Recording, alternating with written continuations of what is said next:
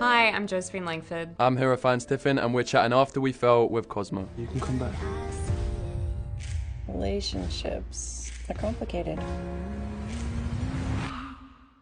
There's one scene in a hot tub that was minus temperatures. It was freezing outside, literally, and we had the hot tub at lukewarm because apparently that's better for you, so you don't go from hot to cold, hot to cold. It's better to go from cold to freezing, cold to freezing. And we actually had a doctor on set for that as well, so it took its toll on us. I think that was the night before my birthday, actually. But yeah, that was definitely challenging to shoot that one. But I think having seen what the guys did with how it's lit and how it came across in the end, it's a great scene. So I'm excited for everyone to see it. I can't tell what's true and what's not. I personally made a conscious decision not to, that I've been very vocal about with the fans, to avoid confusion with the script and the adaptation. Unfortunately, that's not our job to adapt the script to the books to the script. So I go solely from the script personally. I tried to read as much as I could before I said yes, just so I knew what I was getting into, and then I finished the series, I think, early on as we were shooting the first movie. If I'm not enough, that's your problem, but you're not gonna stop me.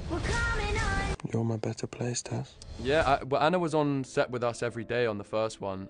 She was there with us all the time, every day, and I wouldn't have been able to not read the books if that wasn't the case. I was very aware that she would be there as my kind of crutch and go-to, so I would have had to if that wasn't the case. So yeah, she was. She being the mother of this whole franchise and all the characters, she's the go-to, she's the key maker when you need the answers. You've been gushing about Seattle since the day I first met you. If he loves you, he could follow you. We were all friends except for this one person. No, we all got along really well, and because of COVID, yeah, we all went a little bit stir crazy, but what was nice is that we kind of had a dorm room environment, so there was lots of just pranks and hanging out and Monopoly deal and cards and stuff. It was a 24th floor crew, and we did have one kind of communal room that we did use for a lot of, watching films and stuff. And yeah, Monopoly deal, this is the best promo Monopoly deal's ever going to get, because it's all we did in the free time that we had when we weren't actually filming. It got pretty competitive in there, but it got us through it. We are all fools in love. I was going to tell you. We were on a college campus, and because it was a college campus and somehow people found it, by the end of the day, it was, I think it was more fans than we've ever seen on a set or at a hotel or anything. It was wild, but luckily they were very respectful, and so during the scene there wasn't a lot of noise or anything. There were shots where they had to say, like, we're rolling, like, you please try and keep it down out there. But no, we massively appreciated all of the support, and as Joe said, they were massively respectful in every encounter, so it was all good. Only in those rare moments when he pulls me to his chest and makes promises he never seems able to keep.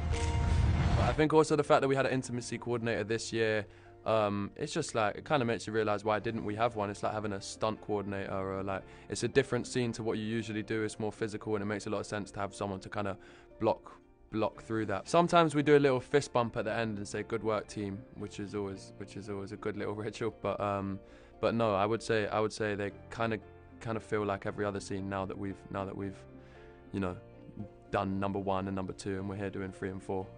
It's quite seamless now. I was hoping that we would move to London after graduation. And how was I supposed to know that? In terms of like a process of getting into the role, I know a lot of people use like music and stuff. I'll use some music depending on the scene, but I think generally I just get into this kind of thought process that the character's into, and go from there. And once you're in the costume, that always helps a lot. So once you're in the costume, you're in the mindset.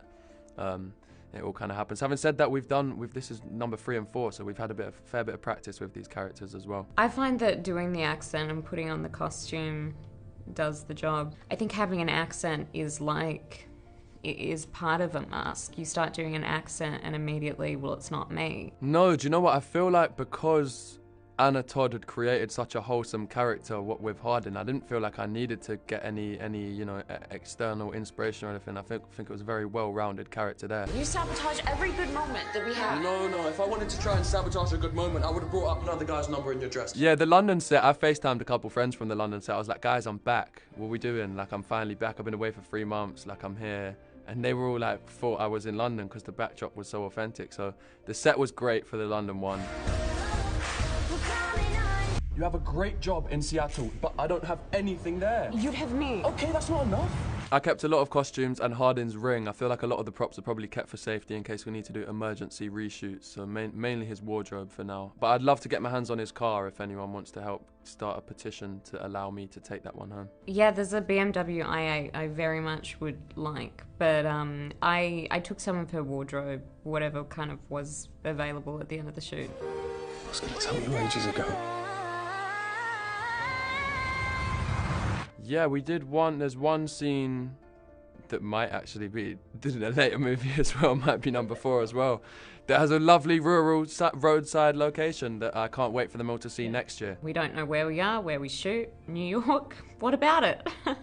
Exactly. We don't know. You'll have to find out. Thank you for watching, guys. You can watch After We Fell on Amazon Prime.